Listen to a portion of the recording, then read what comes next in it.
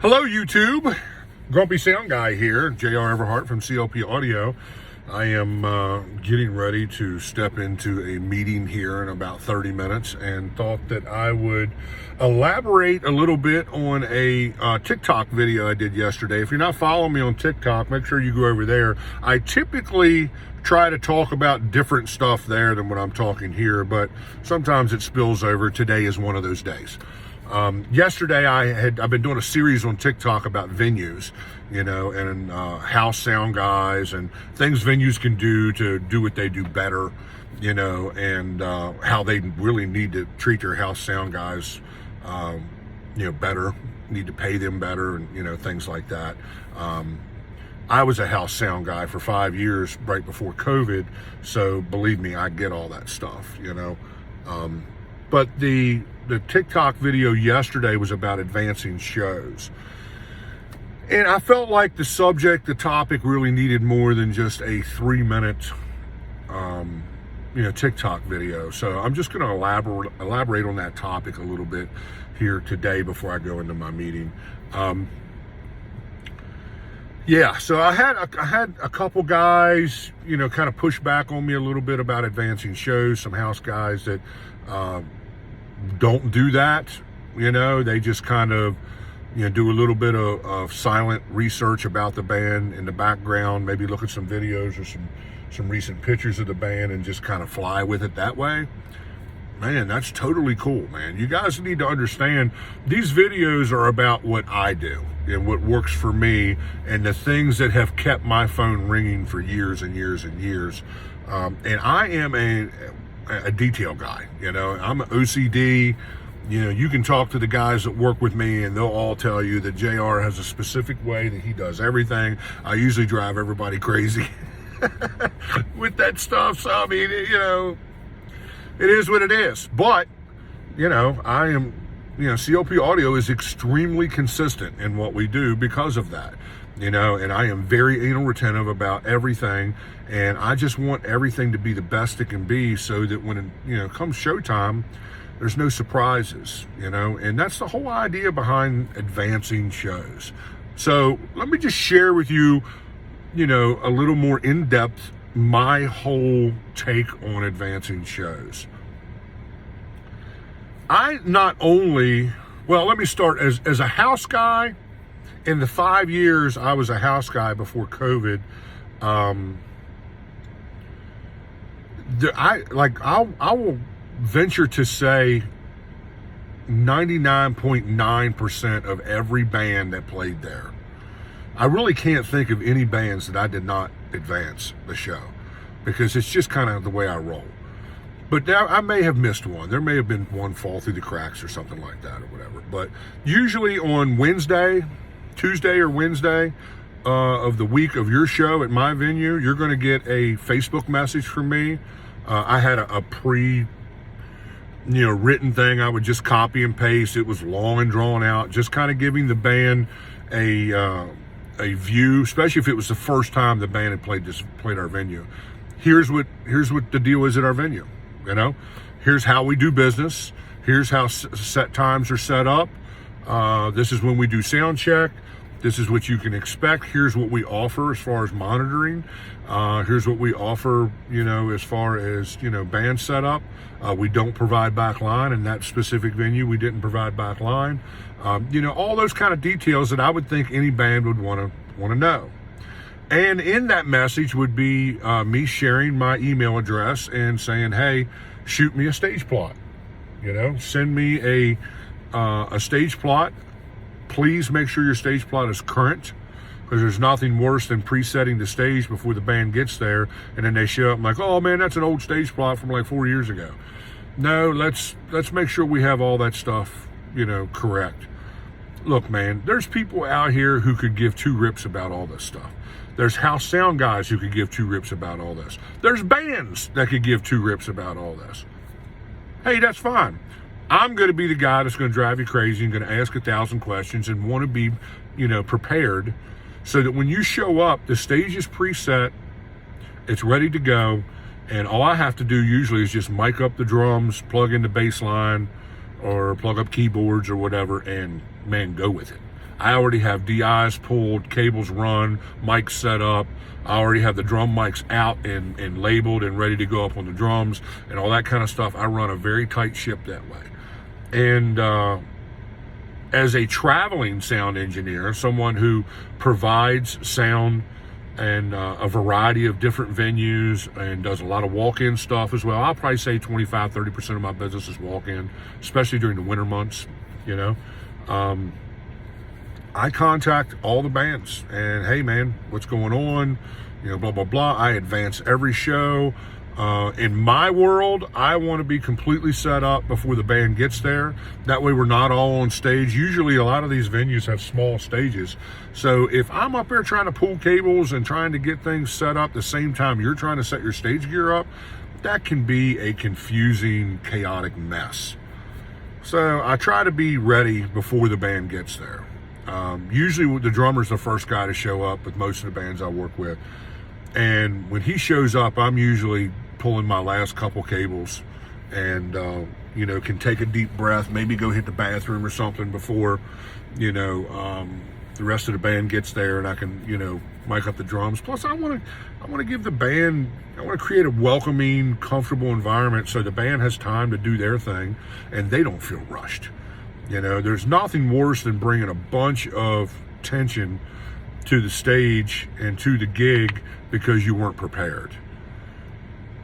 I'm just not that guy. You know, that's not how my brain works. It's not in my DNA to operate that way. If you operate differently, that's 100% okay, because whatever happens at your gig is your problem. It's not my problem. But at my gigs and at COP audio gigs, we try to put our best foot forward and be super prepared for everything. I have different layers of redundancy built into my systems and stuff like that. I mean, look, Murphy's Law kicks us all in the rear end from time to time. And sometimes gear fails, sometimes gear breaks. I always try to carry a backup analog mixer. You know, God forbid if something was to happen to, you know, my mixer, I carry a second sub amp, you know, things like that. I build redundancy into my system so that, you know, hopefully, you know, when Murphy's Law comes knocking at the door, you know, they're not raping me too hard. You know, I can get through the gig and I can make things happen. And it's the same thing with, you know, house sound. You know, an installed system needs to have some redundancy built into it that way. You know, the other thing about advancing too is finding out how the band does business. You know, a lot of bands are traveling now with their own ear rigs, their own mixer, and a split snake. So those bands will sometimes bring their own mics. I want to know that. I don't want to pull a bunch of mics for no reason and then have to just take them all down when you get there. You know, if you use your own mics, I'm 100% cool with all that stuff. I have no issue with any of it. I just want to know that stuff in advance. That way I can be better prepared for you. So when you show up, you have a comfortable environment. Some of those bands do their own mics, cables, stands, and DIs. They do everything. They're all inclusive. Some bands are all inclusive and mix their own front of house with that same mixer. Maybe they'll have a second mixer that they're just going to give me a left-right, and you know, that's how they're going to do business. Again, I'm 100% cool with all that stuff. I will accommodate anything. Just let me know ahead of time so we can make all that stuff happen. If you're a band coming in that's still on, you know, floor wedge monitors, well, in that venue, I want to get that monitor rig up and going, and I want to ring out the, you know, the monitor rig before you get there, before the venue piles full of people. You know, he's got to listen to a bunch of feedback while I'm ringing out feedback in the wedge monitors. So, you know, all that stuff makes a huge difference. You know, when you're working in the same room night after night after night, you don't have to ring out the monitors every night because you already have those EQ settings saved in your console. And, you know, hey, man, it's all good. That's fine. If the way you do business works for you, rock on. I'm sharing the things that work for me. I'm sharing the things that make COP audio COP audio. You know, I like to be super prepared. I like to be in front of the game. There's so much about this business that is out of your control that you're going to have to deal with. In my world, in my mind, I feel like the least I can do is manage all the things that are within my control. That way, when the things that are out of my control start throwing crap against the fan at the gig, I'm better prepared. It's not stacked on top a bunch of stuff that I have to unravel because I didn't do an advance of the show, or I didn't do my homework. I talk to, like if I'm trying to advance a venue I've never been to before, and this has a dual purpose. If I'm advancing a venue I've never worked at before, I go to their Facebook page. I'm looking for pictures of what their stage setup looks like. I look at their schedule. If there's bands that have played there that I'm friends with, I will reach out to those bands and I'll say, hey man, what was that venue like last week that you worked at? What's the power like? What's the staff like to work with? What can I expect when I go in there? I'll do my back end work. Most of the time, if you call the venue, they're not going to have the information that you need. You really need to talk to another engineer or at least another band that has recently worked that room and look at as much video and as much pictures as you can find online. Thank God, that's been the beauty of Facebook and Instagram, is you can go in there and you can kind of snoop around about the venue before you ever go there.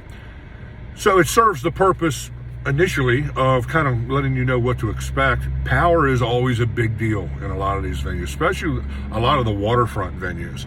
A lot of the waterfront venues, for whatever reason, have horrible power. So, I want to be prepared for all that kind of stuff. And the other thing is too, maybe I'm investigating a venue to decide whether or not I even want to work there. Because I have a blackball list of venues I don't work at. I'm not being a jerk. I'm just saying, hey, I am not cool with the way this venue does what they do. I don't think they're bringing things to the table that can help me present a successful show. I am always going to protect my brand and my reputation first and foremost above everything. And if a venue is creating an atmosphere or a scenario that is going to hurt that reputation or is going to hurt my brand in any way, then I just won't work there. I'll give you an example. I worked at a venue a couple years ago. The performance room was on the second floor. I, right out of the gate, would turn down a venue like that in a second. There's no way. I'll be 50 this year. I am way beyond carrying stuff up steps. Put a ramp in, do whatever you got to do, whatever. Well, this venue stated they had an elevator. No problem. You can take everything up the elevator. Front of house is already permanently installed in the venue. You just need to bring, in this case, I had to bring a wedge monitor system in and a control package and a mic package. That's all I had to get into the club. So it wasn't the end of the world with an elevator. Going to be a couple more, steps to have to go through to get to the room, go down a hallway and all this crazy stuff and everything. The push can be a little bit of a pain in the rear end, but I'm cool. We got an elevator. We'll make it work. Plus, it was with one of the bands that I really enjoy working with. Well, we show up at the venue and the elevator's broke. And the elevator technician is on the way. I don't know that he ever even got there. It was what it was. Now, to the venue's credit, they did send 3 or 4 guys out of the kitchen to come down and carry all my gear up the steps for me. Okay, kudos to that. I was okay with that. You know what? Murphy's Law. The elevator's broke. It is what it is. Let's adapt and overcome. I'm all about making lemonade out of lemons. So we get set up, we get going. I don't know, halfway through the second song, the front of house disappears. I lose all control over front of house. So I'm up here on stage freaking out. We had to stop the show, thinking something in my rig is failing. And come to find out, that's not at all what was going on. What was going on was behind the bar, the club had installed some attenuators on the wall that the bartenders are in charge of front of house volume. Well, with a wedge monitor rig in this room, and it wasn't a big room, it was loud, So the bartenders took it upon themselves to turn front of house off. It took me a minute to figure that out. And as soon as I figured that out, that venue went right on my blackball list. And I made sure to communicate that to all the other bands that I know going into that venue that I'm friends with, and engineers that I'm friends with that are going into that room to work, because that is complete bullcrap. You know, if the band is too loud, then have acoustic acts, okay? I talk about that all the time, you know, and you get on TikTok on the venue series, you'll hear me talking about that. Like, if you can't handle the volume, if your venue can't handle the volume of a live band, then don't have a live band. Have acoustic acts, or have polite little, you know, duos and trios, you know, that are going to easily be able to maintain the level of volume that you think is comfortable for your venue. But when you rob me of control over front of house, I'm tapping out. I'm done. Like, I have no desire to work in your venue ever again. It's just not going to happen, you know? So asking around and advancing your show can help you discover those kind of things, because all the guys that I let know what was going on there now know what to expect when they go in there. You know, and it's a small group of people that hold the keys to the kingdom of your cover band scene. You know, it really is. In the Mid-Atlantic, I can name 5, 6, maybe 7 guys that are really, you know, servicing most of the Mid-Atlantic, you know, as far as, you know, clubs to county fairs, you know, guys that are really getting it done. You know, maybe there's 8 or 9, you know, probably 4 or 5 at the top of the food chain. You know, I'm very proud to be one of those 4 or 5. And it's because I do things like this. It's because I take time to advance the shows. It's because it matters to me to be prepared. You know, it matters to me to do the back end work so that when it comes the day of the gig, we're ready to go. It's the same reason why I spend 2 or 3 days a week in the shop, you know, going through gear and keeping up with gear so that I don't have gear failures every gig. Do you have any idea how many of my clients tell me that when I'm not available and they have to hire someone else, that many times that those guys, their gear doesn't work? Like, in my world, rule number 1 is don't bring broken gear to the gig. I know sound guys who consciously bring questionable gear to their gigs weekend after weekend. They know there's problems with the gear, and they still go do it. I'm not that guy. I can't operate that way, you know. I can't sleep at night knowing that that's the case, you know. And I honestly don't see how anybody is staying in business running their production company that way. You know, if your gear can't work, I mean, it's one thing if gear breaks down at the gig, okay? That is what it is. But if you're not buying quality cables and you're not buying quality gear, you're not advancing the shows, you're not doing the things that really give you the tools to be successful, man, you're screwed before you even leave the shop. Before you even leave the shop, you're screwed. So that's my whole take on this advancing thing. It's all part of how I do business. It's just all part of who I am as a sound engineer. You know, even when I'm doing walk-in stuff, if I know there's a house guy, I try to contact somebody. I try to contact the house guy, or I'll ask the band to make sure you tell the house guy that you're bringing an engineer. That way there's no, you know, crazy, you know, stuff going on there, you know. I remember being the house guy and having bands show up with an engineer, and, you know, it was never an issue. We always made it work, but it was always like, golly, you know, I wish I'd have known this, because I would have kind of idiot-proofed some things a little bit to make things flow a little better. Let me just put it that way. Not to mention, I have a responsibility to the venue to, you know, keep volume at a cap. In the room I worked in, we were 100, 105 dB regularly. And that's more than acceptable for a live music show. But if you were somebody who came in and really felt like you were going to push the rig into 120 dB, I'm going to step in and turn it down. I'm going to tell you that it's too loud. And that I need to protect the gear, first of all, because it's my responsibility to do that. So, you know, knowing that the band was bringing their own engineer kind of gets me prepared mentally for that. You know, gets me prepared technically for that, so I can put some things in place to be able to keep a handle on some of that kind of stuff. And, you know, build a relationship with the band engineer. I want to be their friend. I want to be, you know, somebody that is easy to work with that way. If you come in and you're a bull and you're just going to kind of poop in my Wheaties about everything, there's going to be some friction. I can promise you that. But if you're somebody who's humble and understands that this is a room that I work in week after week after week, no one knows this room better than me because it's my room, and are humble enough to take some suggestions about which way to go with this, that, or the other, I very clearly will communicate that, hey, the room is a little hot at 250 or 2.5 megahertz, that kind of stuff.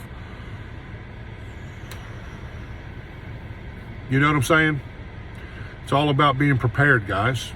And when you have those conversations with the band engineers coming in, man, it really heads up a lot of that stuff. Maybe they want to come in and bring their own show file. Okay, well, if that's the case, we need to have a conversation about routing to make sure that, our routing is compatible, and stuff like that. And that I can be ready, because usually when there's a band engineer, I typically work the stage. They take the A1 position, I take the A2 position, because I'm humble, and trying to do the right thing that way. And, I want to try to serve them, and I want to try to make their life easier on them. And it's all about having a good show. If we have a good show, everybody's happy, everybody's making money. That's what advancing these shows and being a detailed person and covering all the things that you have control over before the show can really help make things so much better and make your life so much easier. So I hope this helped. Hope this makes sense to you.